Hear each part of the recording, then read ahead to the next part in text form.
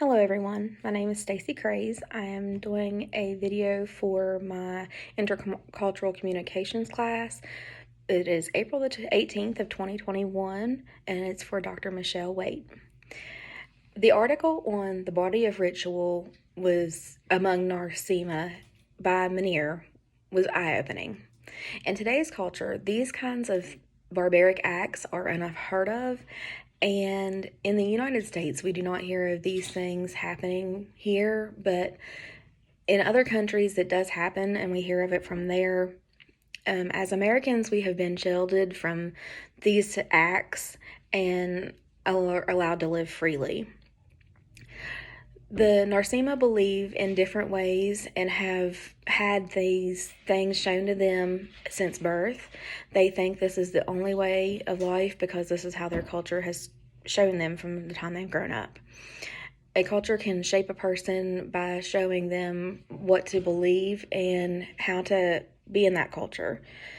The thought that in Nacirema culture people are tortured by believing it is correct is scary. No person deserves to be hurt. If you go to the dentist there, and you don't have any cavities, they tend to create a cavity just so that they can feel it and rid you of demons. However, these rituals they believe in and will continue to follow because it is how they're raised. In my way of communication, it may be seen as redneck or hillbilly. I'm a person from West Virginia, and I'm very proud of the culture that I come from. We are raised by coal miners, and we believe that coal keeps the lights on. That's one of our famous sayings here in West Virginia. Even if you're not currently in a household with a miner, you have somebody who has been raised by a miner, or somewhere in your family you have a miner. We believe that the coal fields without the coal fields there wouldn't be electricity. Others in the U.S. might not feel this way. People think that coal pollutes the world, and while we believe it does, we also believe that you have to have it in order to have the electricity needed to power today's things. Your power, your cell phone, your computer, your TV, you have to have it for all of that. From the outside, people look in and think that we are dumb because of our culture in West Virginia. It is small town, small-minded. We tend to keep to ourselves and have just the way of life that we believe in.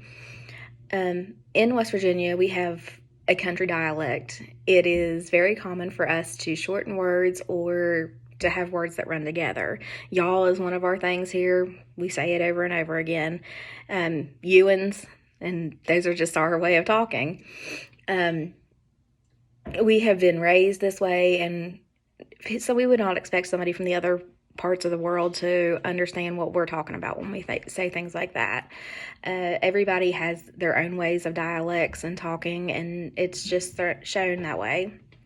Throughout history, all dialects change. As life and rituals evolve, so do dialects. By going back and reading stories from a different era, it was shown. If you read any of William Shakespeare's plays, we do not speak like that today. However, in his era, that's how they spoke. Romeo and Juliet, for instance, these are things that we just don't do. But the way he writes them made sense in that day, and it, like me learning it whenever I was growing up, it's going to be harder for the kid now to understand it because our dialects have changed even since I was a child. Everything changes in societies. As a 37-year-old learning in today's society with a 7-year-old, it is completely different. We didn't have phones in our hands. We didn't have any of that kind of thing. We watched TV. We might have had a Nintendo if we were lucky, and just kind of played outside. That was our thing. We didn't really do anything inside. My daughter, who is 7, teaching her math is totally different than what it was whenever I was in school. Everything is so computerized now. They have to learn it in a way of a computer. This year especially, school has been digital because of the COVID, and the way that they have to learn has gone digital, and this is all new to them. These changes have been positive and negative effects.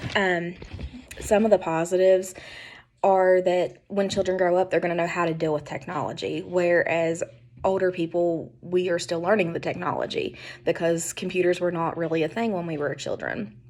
We didn't have computers to run everyday life on. According to healthline.com, there is some negatives, though, that there's the eye strain, musculoskeletal problems, sleep problems, emotional problems, and obesity. The digital eye strain will cause blurred vision, dry eyes, headaches, and neck and shoulder pain.